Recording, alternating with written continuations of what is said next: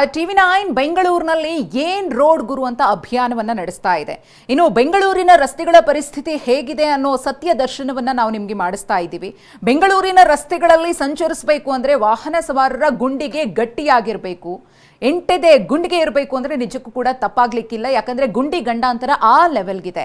ಇವತ್ತು ಯಾವ ಏರಿಯಾದ ರಸ್ತೆಯ ಸ್ಥಿತಿ ಹೇಗಿದೆ, ಅಲ್ಲಿನ ಗುಂಡಿ ಗಂಡಾಂತರ ಹೇಗಿದೆ, ವಾಹನ ಸವಾರರು ಹೇಗೆಲ್ಲ ಪರದಾಡ್ತಿದ್ದಾರೆ, ಏನೆಲ್ಲ ಅವ್ಯವಸ್ಥೆ ಇದೆ ಅನ್ನೋದನ್ನ ನೋಡೋಣ ಬನ್ನಿ.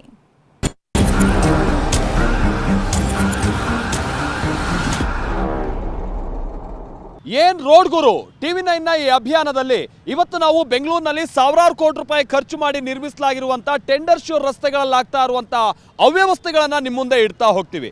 ನಾನೀಗ ಸದ್ಯ ಬೆಂಗಳೂರಿನ BBMP ಕಚೇರಿಯ ಮುಂಭಾಗದಲ್ಲೇ ಇದ್ದೀನಿ.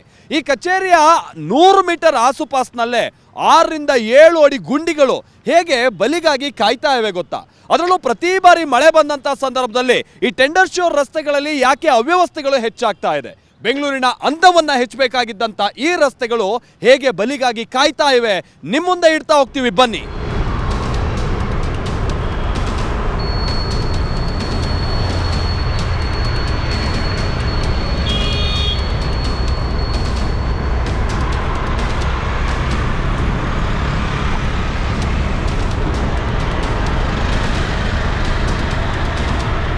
ಬಿಲೀವ್ ಇಟ್ ಆರ್ ನಾಟ್, ಕಿಲೋಮೀಟರ್ಗೆ ಆನ್ ಆವರೇಜ್ 12 ರಿಂದ 15 ಕೋಟಿ ರೂಪಾಯಿ ಖರ್ಚು ಮಾಡಿರುವಂಥ ಟೆಂಡರ್ ಶ್ಯೂರ್ ರೋಡ್. ಆ ಟೆಂಡರ್ ಶ್ಯೂರ್ ರೋಡ್ನ ಸ್ಥಿತಿ ಯಾವ ಮಟ್ಟಿಗೆ ತರ್ತಾ ಇದ್ದಾರೆ ಅನ್ನೋದಕ್ಕೆ BBMP ಇಂದ ಜಸ್ಟ್ 200 ಮೀಟರ್ ದೂರದಲ್ಲಿ, ನೀವು ನಂಬಿದ್ರೆ ನಂಬಿ ಬಿಟ್ಟರೆ ಬಿಡಿ, ಇದು BBMP ಇಂದ 200 ಮೀಟರ್ ದೂರದಲ್ಲಿರುವಂಥ ರಸ್ತೆ. ಇದು ಸುಮಾರು 12 ರಿಂದ 15 ಕೋಟಿ ರೂಪಾಯಿಯಷ್ಟು ಆನ್ ಆವರೇಜ್ 1 ಕಿಲೋಮೀಟರ್ಗೆ ಖರ್ಚು ಮಾಡ್ತಾ ಇದ್ದಾರೆ. ನೀರು, ವಾಟರ್ ಲೈನು ಅದರಲ್ಲೇ ಹೋಗುತ್ತೆ, ಅದಾದ ನಂತರ ಅಲ್ಲಿ OFC ಕೇಬಲ್ಸು ಅದರಲ್ಲೇ ಹೋಗುತ್ತೆ, ಪವರ್ ಕೇಬಲ್ಸು ಅದರಲ್ಲೇ ಹೋಗಬೇಕು ಅನ್ನುವಂಥ ನಿಟ್ಟಿನಲ್ಲಿ ಓಕೆ, ಒಳ್ಳೆ ಯೋಜನೆ ಬಿಡಿ. ಆ ಯೋಜನೆನ ಹೇಗೆ ಹಳ್ಳ ಹಿಡಿಸ್ತಾ ಇದ್ದಾರೆ ಅನ್ನೋದಕ್ಕೆ ಇದೊಂದು ಜೀವಂತ ಉದಾಹರಣೆ. ಈ ಗುಂಡಿ ಎಷ್ಟು ಆಳ ಇದೆ ಅನ್ನೋದನ್ನ ನಾನೊಂದು ಕಡ್ಡಿ ಹಾಕಿ ನಿಮಗೆ ತೋರಿಸ್ತೀನಿ. ಹತ್ತತ್ರ ಈಗ ನಾನು 6 ಅಡಿ ಅಂತಂದರೆ ಇದೊಂದು 5.5 ಅಡಿ ಇದೆ. ಇದು ಈ ಕಡ್ಡಿ ನೋಡಿ, ಈ ಕಡ್ಡಿ ನಾನು ಒಳಗೆ ಹಾಕಿದ್ರೆ ಎಕ್ಸಾಕ್ಟ್ಲಿ ನೋಡಿ, ಈ ಕಡ್ಡಿ ಕೂಡ ಒಳಗೆ ಹೋಗ್ತಾ ಇದೆ. ಹೆಚ್ಚು ಕಡಿಮೆ 6 ಅಡಿ ಗುಂಡಿ. ಆಮೇಲೆ ಈ ರೋಡ್ ಯಾವ್ದು ಗೊತ್ತಾ? ಇದು BBMP ರೋಡು, ಅಂದರೆ BBMPಗೆ ಹೋಗೋ ರೋಡ್, ರಾಜಾರಾಮ್ ಮೋಹನ್ ರಾಯ್ ರೋಡ್. ಇದು ಪಕ್ಕದಲ್ಲೇ ಕಂಠೀರವ ಸ್ಟೇಡಿಯಂ ಇದೆ, ಭಾಳಷ್ಟು ಮಕ್ಕಳುಗಳು ಓಡಾಡ್ತಾ ಇರ್ತಾರೆ ಇಲ್ಲಿ. ಆಮೇಲೆ ಇನ್ನೊಂದು ವಿಚಾರ ಅಂತ ಅಂದರೆ, ಭಾಳಷ್ಟು ಕಡೆ ನೀವು ನೋಡ್ಬೋದು ಈ ಟೆಂಡರ್ ಶ್ಯೂರ್ ಮಾಡ್ದಲ್ಲೇ ನೀರು ಬಹಳ ಕಡೆ ನಿಲ್ತಾ ಇರೋದು, 2 ಅಡಿ 3 ಅಡಿ ರೋಡ್ ಮೇಲೆ ನೀರು ನಿಲ್ಲೋದನ್ನ ನೋಡ್ತಾ ಇದ್ರೆ ಕಾರಣ ಇದೆ. ನೋಡಿ, ಈ ಟೆಂಡರ್ ಶ್ಯೂರ್ ಆ ಪೈಪ್ ಲೈನನ್ನು ನೀವು ನೋಡಿ, ಅದು ನೀರು ಹೋಗೋದಕ್ಕೆ, ಸೀವೇಜ್ ನೀರು ಹೋಗೋದಕ್ಕೆ ಅಥವಾ ಈ ಮಳೆ ನೀರು ಎಕ್ಸೆಸ್ ಹೋಗೋದಕ್ಕೆ ಇರುವಂಥ ಪೈಪ್ಗಳವೆಲ್ಲ ಆಲ್ಮೋಸ್ಟ್ ಮುಕ್ಕಾಲು ಭಾಗ ಪೈಪ್ಗಳೇ ಮುಚ್ಚೋಗಿದೆ ಸಿಲ್ಟಲ್ಲಿ. ನೋಡಿ, ಇದ್ರ ಮೇಲ್ಗಡೆ ಇರಬೇಕಾಗಿದ್ದಂಥ ಸ್ಲ್ಯಾಬು ಕೆಳಗಡೆ ಹೋಗಿಬಿದ್ದಿದೆ. ಕನಿಷ್ಠ ಇವ್ರ ಯೋಗ್ಯತೆಗೆ, ಇವ್ರಿಗೆ ಮರ್ಯಾದೆ ಅನ್ನೋದು ಇದ್ದಿದ್ದರೆ ಆ ಸ್ಲ್ಯಾಬ್ನಾದರೂ ಇವ್ರ ಮೇಲ್ಗಡೆ ಹಾಕೋ ಕೆಲಸ ಆಗಬೇಕಾಗಿತ್ತು. ನಿಮ್ಗೆ ಗೊತ್ತಿರಲಿಲ್ಲ, ಇದು ಹೆಚ್ಚು ಕಡಿಮೆ 1 ತಿಂಗಳಿಂದ ಹೀಗೆ ಇದೆ ಅನ್ನೋದನ್ನು ಇಲ್ಲಿರುವಂಥ ಅಂಗಡಿಯವರು, ಆಟೋದವರೆಲ್ಲ ಹೇಳ್ತಾ ಇದ್ದಾರೆ. 1 ತಿಂಗಳಿಂದ. ಸೊ ಯಾರು ಬಿದ್ದು ಸಾಯ್ಲಿ ಅಂತ ಇವ್ರು ಕಾಯ್ತಾ ಇದ್ದಾರೆ. 1-1.5 ತಿಂಗಳಿಂದ ಹೀಗೆ ಬಿಟ್ಟಿದ್ದಾರಲ್ಲ. ಸೊ ಇದು ನಮ್ಮ ಆಡಳಿತ ವ್ಯವಸ್ಥೆ ಹೇಗಿದೆ ಅನ್ನೋದಕ್ಕೆ ಒಂದು ಉದಾಹರಣೆ. ಇದು ಒಂದೇ ಇಲ್ಲ, ಇದೇ ರೀತಿಯಾದಂಥ ಸರಣಿ ರೂಪದಲ್ಲಿರುವಂಥ ಸಾವಿಗಾಗಿ ಬಾಯಿ ತೆರೆದು ಕುಳಿತಿರುವಂಥ ಗುಂಡಿಗಳನ್ನು ನಿಮಗೆ ತೋರಿಸ್ತಾ ಹೋಗ್ತೀನಿ ಬನ್ನಿ.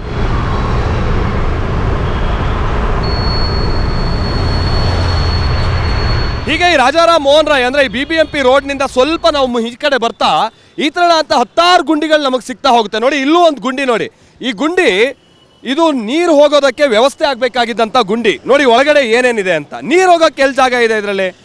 ನೀರಿಗೆ ಹೋಗೋಕ್ಕೆ ಜಾಗ ಇಲ್ಲದೆ ಇರೋ ಕಾರಣಕ್ಕಾಗಿ ಅಡಿಗಳಷ್ಟು. ಸರ್ ಒಂದು ನಿಮಿಷ ಇವರೇ, ಗುಂಡಿ ಇದೆ. ನಾನು ಅದಕ್ಕೆ ಹೇಳಿದ್ದು, ಇಲ್ಲಿ ಭಾಳಷ್ಟು ವೆಹಿಕಲ್ಸ್ಗಳನ್ನು ನಿಲ್ಲಿಸ್ಕೊಳ್ತಾರೆ ಪಾಪ ಪಾರ್ಕಿಂಗ್ ಮಾಡೋಕ್ಕೆ, ಕ್ಯಾಬ್ನವರು, ಆಟೋದವರು.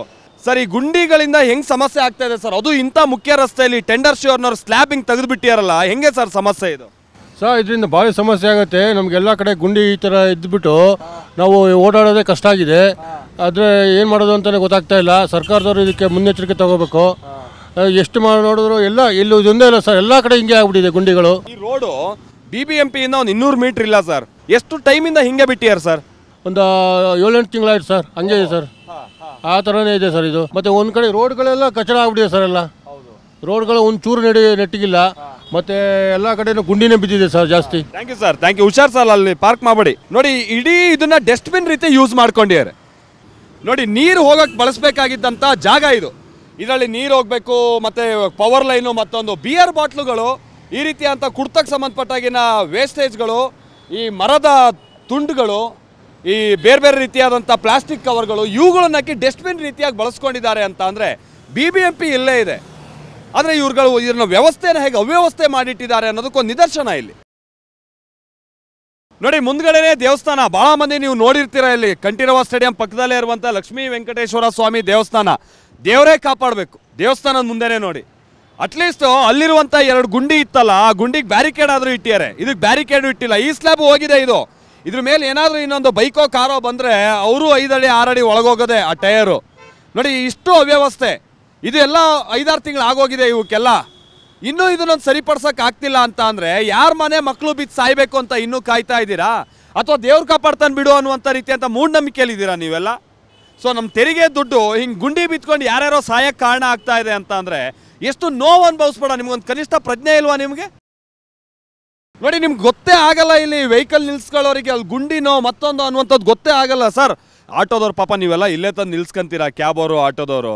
ಈ ಗುಂಡಿ ಇದೆಲ್ಲ ನಿಮ್ಗೆ ಗೊತ್ತಾಗುತ್ತಾ ಸರ್? ಏನಾದ್ರು ಹೆಚ್ಚು ಕಡಿಮೆ ಆದರೆ ಏನು ಕತೆ ಸರ್? ಸರ್, ಇಲ್ಲ, ಅದು ನಾವು ಆ ಕಡೆಯಿಂದ ಬಂದರೆ ಗಾಡಿ ಎಲ್ಲ ನಿಂತಿರುತ್ತೆ.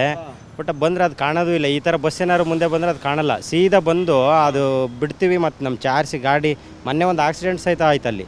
ಬೈಕ್ ಅವ್ನು ಕೆಳಗಡೆ ಬಿದ್ದ, ಗಾಡಿ ಅವ್ನು ಗೇಟ್ ಆಯಿತು. ಯಾರು ಏನು ಸರ್ಕಾರದವ್ರು ಏನು ಮಾಡ್ತಾರೋ ಏನೋ ಕಣ್ಮುಚ್ಕೊಂಡು ಕೂತಾರೆ. ಇದು ಇಂಥ ಮೇನ್ ರೋಡಲ್ಲಿ ಹಿಂಗೆ ಮಾಡಿದರೆ ಏನು ಕತೆ? ಸರ್, ಹೆಚ್ಚು ಕಮ್ಮಿ ನಿಮ್ಮ ಅನುಭವಕ್ಕೆ ಬಂದಂಗೆ ಎಷ್ಟು ಟೈಮಿಂದ ಇದು ಹಿಂಗೆ ಇದೆ ಸರ್? ಸುಮಾರು ನಾನಿಲ್ಲಿ ಒಂದು 4-5 ತಿಂಗಳಿಂದ ಓಡಾಡ್ತೀನಿ. ಅದು ಹಂಗೆ ಇದೆ. ಅದು ಒಡೆದೋಗಿ ಒಂದು ಅದೇ ಈ ದೊಡ್ಡ ಲಾರಿನ ಬಸ್ ಯಾವುದೋ ಬಂದು ಹತ್ತಿಸಿ ಒಡೆದೋಗಿದ್ದದು. ಅವತ್ತಿದ ಹಂಗೆ ಇದೆ. ಯಾರು ಬ್ಯಾರಿಕೇಡ್ ಮಾಡಿಲ್ಲ, ಏನು ಮಾಡಿಲ್ಲ. ಆ BBMP ಆಫೀಸ್ ಅಕ್ಕಪಕ್ಕದಲ್ಲೇ ಇವ್ರಿಗೆ ಗುಂಡಿ ಹಿಂಗೆ ಬಿದ್ದಿದೆ ಅಂದರೆ ಏನು ಇವ್ರಿಗೆ ಕಣ್ ಕಾಣಲ್ವಾ ಸರ್? ಕೂಡ್ರಾ ಸರ್ ಇವರೆಲ್ಲ?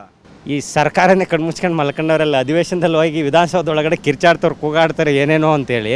ಇಲ್ಲಿ ಬಂದು ಈ ರೋಡಲ್ಲಿರೋ ಗುಂಡಿಗಳು, ಕಲ್ಲು ವೈಜ್ಞಾನಿಕವಾಗಿ ಯಾವುದೂ ಮಾಡಿಲ್ಲ. ಈ ಮಾರ್ಕೆಟ್ ರೋಡ್, ಈ ಕೇರ್ ಸರ್ಕಲಿಂದ ಮುಂದೆ ಹೋದರೆ ನೋಡಿ, ಅಲ್ಲಿ ಒಂದು 5 ಮೀಟ್ರ್, ಒಂದು 2 ಮೀಟ್ರ್ ಟಾರ್ ಹಾಕಿದ್ದಾರೆ. ಮುಂದೆ ಗುಂಡಿ ಹಂಗೆ ಇದೆ. ಟಾರ್ ಹಾಕಿವ್ರಲ್ಲ ಅಂತೇಳಿ ಏನಾದರೂ ಹೋದರೆ ಮುಂದೆಗಡೆ ಬಿದ್ದವನು ಸಾಯ್ಬೇಕು. ಇದು ಹಂಗೆ ಆಗಿರೋದು. ಈ ಇಲ್ಲಿಂದ ಆ ಸಿಗ್ನಲಿಂದ ಹಂಗೆ ಲೆಫ್ಟಿಗೆ ಹೋಗಿ ಆ ಡೌನಲ್ಲಿ ಪೂರ್ತಿ ಅದೇ ಥರ ಗುಂಡಿ ಬಿದ್ದು ಇಷ್ಟಿಷ್ಟುದ ಗುಂಡಿ ಇದೆ.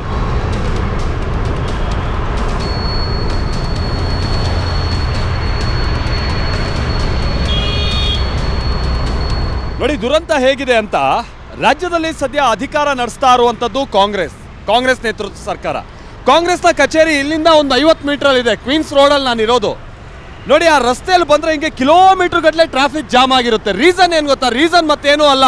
ನೋಡಿ, ಈ ರೀತಿಯಾಗಿ ಟೆಂಡರ್ ಶೋರ್ನ ಕಾಮಗಾರಿ, ಅದಕ್ಕೆ ಒಂದು ಬ್ಯಾರಿಕೇಡು.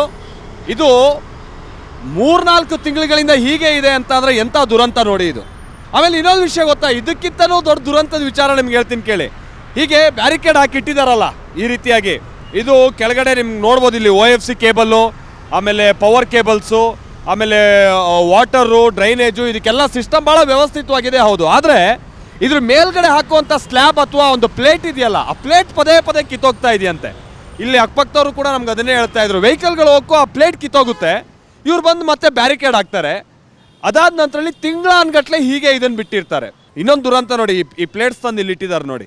ಈ ಪ್ಲೇಟ್ಗಳನ್ನ ಅಥವಾ ಈ ಸ್ಲ್ಯಾಬನ್ನು ಅದ್ರ ಮೇಲೆ ಹಾಕಿದ್ರೆ ವೆಹಿಕಲ್ಗಳು ಬಂದು ಅದು ಮುರಿದೋಗ್ತಾ ಇದೆಯಂತೆ. ಅದಕ್ಕೋಸ್ಕರ ಮತ್ತೆ ಇವ್ರು ಚೇಂಜ್ ಮಾಡೋದು, ಹೊಸ ತಂದು ಹಾಕೋದು. ಒಂದು ಮಿನಿಮಮ್ ಕಾಮನ್ ಸೆನ್ಸ್ ಬೇಡವಾ? ಎಷ್ಟು ಗೇಜಿಂದ ಬೇಕು, ಎಷ್ಟು MM ಇಂದ ಬೇಕು?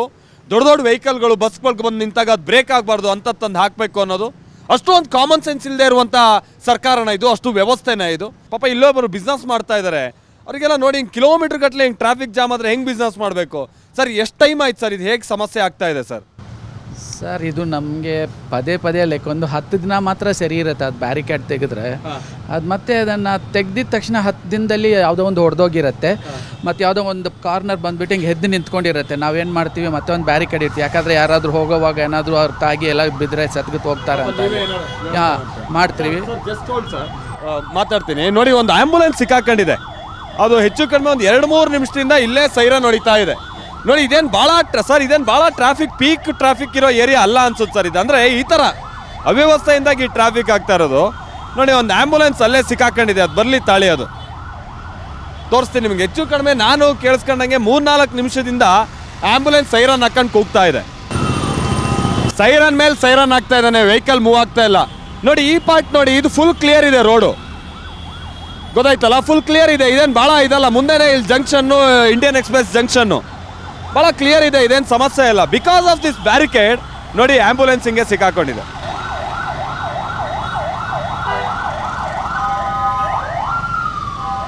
ನೋಡಿ ಇಲ್ಲಿ ಸರಿ, ನೀವು ಹೇಳ್ತಾ ಇದ್ರಿ ಒಂದು 10 ದಿವಸ ಸರಿ ಇರುತ್ತೆ ತಿಂಗಳಲ್ಲಿ, ಉಳಿದಿದ್ದ ಟೈಮಲ್ಲಿ ಹಿಂಗೆ ಅಂತ. ಏನು ಸಮಸ್ಯೆ ಏನಾಗ್ತಿರ ಸರ್? ಅದು ಮೇಲ್ಗಡೆ ಹಾಕ್ತಾ ಇರೋ ಪ್ಲೇಟ್ ಇದೆಲ್ಲ sir, what ever they are using ಅಲ್ವಾ, ಅದೇನಾಗುತ್ತೆ ವೆಹಿಕಲ್ ಲೋಡ್ ಕೆಪಾಸಿಟಿ ತಾಳಲ್ಲ ಅದು. ಮತ್ತು ಅದು 2 ಹಾಕಿದ್ದಾರೆ, ಅದು ಮಧ್ಯದಲ್ಲಿ ಒಂದು ಇದು ಬಂದ್ಬಿಟ್ಟು ಭಾಳ ಫ್ಲಿಮ್ಸಿ ಆಗಿದೆ, ತಿನ್ನಾಗಿದೆ. ಅದು ಬಂದ್ಬಿಟ್ಟು ಯಾವುದೋ ದೊಡ್ಡ ವೀಲ್ ಅದ್ರ ಮೇಲೆ ಕೂತ್ರೆ ಅದು ಸ್ವಲ್ಪ ಹಿಂಗೆ ಒಳಕ್ಕೆ ಹೋಗಿದ ತಕ್ಷಣ ಅದು ಸಸ್ಟೈನ್ ಆಗಲ್ಲ ವೆಯ್ಟ್, ಅದರಿಂದ ಕೆಳಕ್ಕೆ ಹೋಗ್ಬಿಡುತ್ತೆ. ಅದು ಒಂದು ಹೋಯ್ತು ಅಂದರೆ ಪಕ್ಕದಲ್ಲಿ ಹಾಗೆ ಹೋಗ್ತಾ ಇರುತ್ತೆ ಅದ್ರ. ಬಟ್ ಅಲ್ಲಿಂದ ಜೋರಾಗಿ ಬರೋರು ಗೊತ್ತಿರಲ್ಲ ಇದು ಎಷ್ಟು ಡೇಂಜರಸ್ ಅಂತ. ಅದ್ರ ಮೇಲ್ಗಡೆ ಓಡ್ಬಿಡ್ತಾರೆ. ಕೆಲವು ಸಮಯದಲ್ಲಿ ಏನಾಗುತ್ತೆ, ಒಂದು ವೀಲ್ ಹಿಂಗೆ ಹೊಡೆದು ಹಿಂಗೆ ಮೇಲ್ಗಡೆ ಎದ್ದು ಹೋಗುತ್ತೆ. ಸೊ ಆ ಥರ ಡೇಂಜರಸ್ ಸಿಚುವೇಶನ್ ನಾನು ನೋಡಿದ್ದೀನಿ ಇಲ್ಲಿ. ಈ ಮಳೆ ನೀರೆಲ್ಲ ಬಂದು ಇದರಲ್ಲೇ ಹೋಗ್ತಾ ಇರುತ್ತೆ. ಬಹುಶಃ ಈ ಮಳೆ ಬಂದಾಗೆಲ್ಲ ಇಲ್ಲಿ ಹೆಂಗಿರುತ್ತೆ ಸರ್ ಅವ್ಯವಸ್ಥೆ? ಸೊ ಮಳೆ ಬಂದಾಗ ಈ ಬ್ಯಾರಿಕೇಡಿಂದ ಏನು ಆಗ್ತಾ ಇಲ್ಲ. ಬ್ಯಾರಿಕೇಡ್ ತೆಗೆದ್ರೆ ಖಂಡಿತ ಏನೋ ಒಂದು ದುರಂತ ಆಗಿರ್ಬೋದು, ಇಲ್ಲ ಯಾವುದೋ ಒಂದು ಜೀವನ ಹೋಗಿರ್ಬೋದು. ಸದ್ಯಕ್ಕೆ barricade is actually surviving some peoples life there. ನಮಗೆ ಹೆಲ್ಪ್ ಆಗಲಿ ಅಂತ ನಾವು ಎಲ್ಲ ಎಲೆಕ್ಷನ್ ಮಾಡಿ ಗೆಲ್ಸೋದ್ರಿಂದ ಅವ್ರು ನಮಗೆ ತೊಂದರೆ ಕೊಡ್ತಾ ಇದ್ದಾರೆ. ಅದಕ್ಕೆ ತಕ್ಕ ಪರಿಹಾರ ಏನು ಮಾಡಬೇಕು, ನಾವು ಪಬ್ಲಿಕ್ಕಿಗೆ ಯಾವ ಥರ ಹೆಲ್ಪ್ ಮಾಡಬೇಕು, ಅವ್ರು ಪಬ್ಲಿಕಲ್ಲಿ ಟ್ರಾಫಿಕ್ ಜಾಮ್ ಆಯ್ತದೆ, ಗಂಟೆಗಟ್ಟಲೆಯಲ್ಲಿ ನಿಂತ್ಕೊಬೇಕಾ, ಎಷ್ಟು ಕೆಲಸಗಳಿರುತ್ತೆ ಮನೆಗಳಲ್ಲಿ, ಅದೆಲ್ಲ ನಾವು ಬೇಗ ಮುಗಿಸ್ಕೊಬೇಕಾ. ಒಂದು ಜೀವನ ಮಾಡಬೇಕು ಅಂದರೆ ಎಲ್ಲ ಕಷ್ಟ ನಷ್ಟ ಬರುತ್ತೆ. ಅದಕ್ಕೆ ತಕ್ಕನಾಗ ಅವ್ರು ನಡ್ಕೊಂಡ್ರೆ ನಾವು ಅದಕ್ಕೆ ತಕ್ಕನಾಗ ನಡ್ಕೊಬೋದು. ನಮ್ಗೆ ಈ ಥರ ಪ್ರಾಬ್ಲಮ್ ಅದು ಹೆಂಗೆ ನಡ್ಕೊಳೋದು ಅಲ್ವಾ? ಒಂದು ಗುಂಡಿ ಮಳೆ ಬಂತು ಅಂದರೆ ಗುಂಡಿ ತುಂಬ ಎಷ್ಟು ಉದ್ದ ಇರುತ್ತೆ ಅಂತ ಗೊತ್ತಿರಲ್ಲ, ಬಿದ್ದು ಸತ್ತ ಗೊತ್ತಾಗುತ್ತೆ ಅದ್ರ ಕತೆ. ಎಷ್ಟೋ ಜನ ಪ್ರಾಣಗಳು ಹೋಗಿದೆ. ಇವಾಗ ಮೇಯ್ನ್ ಇವಾಗ ಕಾಂಗ್ರೆಸ್ ಆಫೀಸ್ ರೋಡಲ್ಲೇ ಈ ಥರ ಗುಂಡಿ ಇದೆ ಅಂದರೆ, ಇನ್ನು ಜನಸಾಮಾನ್ಯ ರೋಡ್ಗಳಲ್ಲಿ ಅವ್ರ ಮನೆ ಕಡೆ ಎಲ್ಲ ಇನ್ನು ಯಾವ ಥರ ಗುಂಡಿ ಇರ್ಬೋದು? ದೊಡ್ಡವರೇ ಓಡಾಡ್ತಾರೆ, ಅವ್ರ ಹೆಸರು ಬೇಡ, ದೊಡ್ಡವರೇ ಓಡಾಡ್ತಾರೆ. ಅವ್ರ ಮನೆ ಬಾಗ್ಲಲ್ಲೇ ಹಿಂಗಿದೆ ಅಂದರೆ ಇನ್ನು ಬೇರೆಯವ್ರ ಮನೆ ಬಾಗ್ಲು ಏನು ನೋಡ್ತಾರೆ? ನೋಡಿ ಹೈಗ್ರೌಂಡ್ ಪೊಲೀಸ್ ಸ್ಟೇಷನಿಂದ ಬಂದರೆ ನೋಡಿ ಈ ಥರ ಇಲ್ಲೇ ಟೆಂಡರ್ ಶೋ ಅವ್ರದ್ದು ಏನು ಫುಟ್ಪಾತು ನೋಡಿ, ಇದೇ ರೋಡು ಬ್ಯಾರಿಕೇಡ್ ಹಾಕಿಟ್ಟಿದ್ದಾರೆ. ಕಾರಣ ಅಂದರೆ ನೋಡಿ ಇಲ್ಲೇ ಇದೆಯಲ್ಲ ಸ್ಲ್ಯಾಬು, ಇದು ಯಾವಾಗ ಕಿತ್ತೋಗುತ್ತೋ ಗೊತ್ತಿಲ್ಲ. ಬನ್ನಿ ಹಂಗೆ ಮುಂದಕ್ಕೆ ಹೋಗ್ತೀನಿ, ತೋರಿಸ್ತಾ ಹೋಗ್ತೀನಿ. ನೋಡಿ ಇಲ್ಲಿ ಹೇಗಿದಾವೆ ಗುಂಡಿಗಳು ಅಂತ. ಟೆಂಡರ್ ಶ್ಯೂರ್ ಅಕ್ಕಪಕ್ಕದ ರೋಡೇ ಹೇಗೆ ಗುಂಡಿ ಬಿದ್ದೋಗಿದ್ದಾವೆ ನೋಡಿ. ನೋಡಿ ಇಲ್ಲಿ ನೋಡಿ ಹೇಗೆ ಗುಂಡಿ ಬಿದ್ದೋಗಿದ್ದಾವೆ ಅಂತ. ಪಕ್ಕದಲ್ಲಿ ನೋಡಿ ಹೇಗೆ ಬಸ್ಸವ್ರು ಹೆಂಗೋ ಹೋಗ್ಬಿಡ್ತಾರೆ ಪಾಪ. 2 ವೀಲರ್ಸವ್ರು ಯಾರು ಬ್ರೇಕ್ ಹಾಕೊಳ್ತಾರೆ ಹೋಗಿ ಅವ್ರಿಗೆ ತಾಕ್ಸ್ಬಿಡ್ತಾರೆ. ಆಮೇಲೆ ಕಿಲ್ಲರ್ BMTC ಮತ್ತೊಂದು ಅವ್ರಿಗೊಂದು ಕೆಟ್ಟ ಹಣೆ ಪಟ್ಟಿ ಬೇರೆ. ನೋಡಿ ಪಕ್ಕದಲ್ಲೇ ಟೆಂಡರ್ ಶ್ಯೂರ್ ಎಷ್ಟು ಚೆನ್ನಾಗಿದೆ ನೋಡಿ. ಇಲ್ಲೊಂದು ಗುಂಡಿ, ಇದು ಯಾರಾದರೂ ಕಾಲ ಕಂಡು ಬೀಳಲಿ ಅಂತನ ಇದಕ್ಕೆ.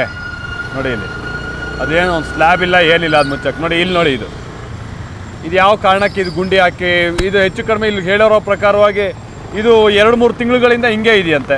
ನೋಡಿ ಇಲ್ಲಿ ಹೆಚ್ಚು ಕಡಿಮೆ ಕಾಲ್ಭಾಗ ರೋಡು, ಮುಂಭಾಗದಲ್ಲೇ ಬಸ್ ಸ್ಟಾಪ್ ಇದೆ ನೋಡಿ. ನೋಡಿ ಇಲ್ಲಿ ನೋಡಿ ಹೇಗೆ ಹಾಕಿಟ್ಟಿಯಾರಂತ. ನೋಡಿ ಇಲ್ಲಿ ಅಂಬೇಡ್ಕರ್ ಭವನ, ಅಂಬೇಡ್ಕರ್ ಅವ್ರು ಬದುಕಿದ್ರೆ ಅದು ಎಷ್ಟು ಬೇಜಾರಾಗ್ತಿದ್ರೋ ಏನೋ, ಅವ್ರ ಆತ್ಮ ದಿನ ಇದನ್ನು ನೋಡ್ಕೊಂಡು ಅದು ಎಷ್ಟು ಸಂಕಟ ಪಡ್ತಿದೆಯೋ ಏನೋ. ನೋಡಿ ಇಲ್ಲಿ ಅಂಬೇಡ್ಕರ್ ಭವನದ ಮುಂಭಾಗದಲ್ಲೇ ಹೆಂಗೆ ಗುಂಡಿ ಹಾಕಿಟ್ಟಿಯಾರ ನೋಡಿ.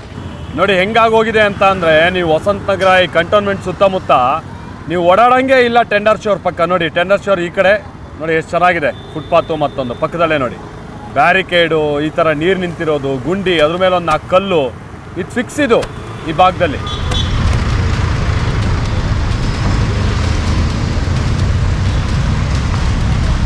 ಹಾಗೆ ನಾವು ಈ Queens road high ground police station ದಾಟಿ ಈ ವಸಂತ ನಗರ ಈ ಜಂಕ್ಷನ್ ಬಳಿ ಬಂದರೆ ನಿಮಗೆ ಇಲ್ಲಿ ಓಡಾಡಿದವ್ರಿಗೆ ಗೊತ್ತಿರುತ್ತೆ. ನೀವು ಬೆಂಗಳೂರಲ್ಲಿ ಬೇಕಾದ್ರೆ 20 ವರ್ಷದಿಂದ ಇರಿ, 20 ವರ್ಷದಿಂದನೂ ಇದೇ ಗೋಲ್ನೇ ನೀವು ನೋಡಿರ್ತೀರ. ನೋಡಿ ಇದು ಈ 2 ಕಡೆ ರಸ್ತೆಯನ್ನು ಇಂಟರ್ ಕನೆಕ್ಟ್ ಮಾಡೋದಕ್ಕೆ ಇಲ್ಲಿ ವ್ಯವಸ್ಥೆ ನೋಡಿ, ಇದು ಹೆಂಗೆ ಅವ್ಯವಸ್ಥೆ. ಇದು ಪ್ರತಿ ವರ್ಷವೂ ಕೂಡ ಈ ರಾಡ್ಗಳು ಕಿತ್ತು ಮೇಲೆ ಬಂದಿರುತ್ತೆ ನೋಡಿ. ಇದು ಒಂದೊಂದು ಕಬ್ಬಿಣದ ಸರಳು ಹೆಂಗಿದೆ ಅಂತ ಅಂದರೆ, ಒಂದು ಸ್ವಲ್ಪ ಟೈರಿಗೆ ತಾಗಿದ್ರೆ ಟೈರೇ ಪಂಚರ್ ಆಗೋಗುತ್ತೆ, ಅಷ್ಟು ವರ್ಸ್ಟ್ ಆಗಿದೆ ಇದು. ಇವತ್ತಿನ ಏನು ರೋಡ್ ಗುರು ಈ ವಿಶೇಷ ಇವತ್ತಿನ ಅಭಿಯಾನದಲ್ಲಿ ಈ ಬೆಂಗಳೂರಿನ ಈ ಟೆಂಡರ್ ಶ್ಯೂರ್ ಕಾಮಗಾರಿಯ ಅಕ್ಕಪಕ್ಕದಲ್ಲಿ ಏನೇನು ಅವ್ಯವಸ್ಥೆಗಳಾಗಿದೆ, ಟೆಂಡರ್ ಶ್ಯೂರ್ಗೆ ಕೋಟಿ ದುಡ್ಡು ಸುರಿತಾ ಇದ್ದೀರಾ, ಮೇಂಟೆನೆನ್ಸ್ ಆಗದಿತ್ತು ಏನು ಅವ್ಯವಸ್ಥೆ ಆಗ್ತಾ ಇದೆ ಅನ್ನೋದನ್ನು ನಾವು ನಿಮ್ಮ ಮುಂದೆ ಇಡ್ತಾ ಇದ್ದೀವಿ. ಸರ್ಕಾರ ಇದ್ರ ಬಗ್ಗೆ ಗಮನ ಕೊಡಬೇಕು. ಮುಂದಿನ ಭಾಗದಲ್ಲಿ ನಾವು ಬೆಂಗಳೂರಿನ ಮತ್ತಷ್ಟು ನರಕ ಪ್ರದೇಶಗಳು ಯಾವ್ದ್ಯಾವ್ದಿದೆ, ಅಲ್ಲಿ ಏನೇನು ಸಮಸ್ಯೆಗಳಾಗ್ತಾ ಇದೆ ಅದನ್ನು ನಿಮ್ಮ ಮುಂದೆ ಇಡ್ತಾ ಹೋಗ್ತೀವಿ. Thank you.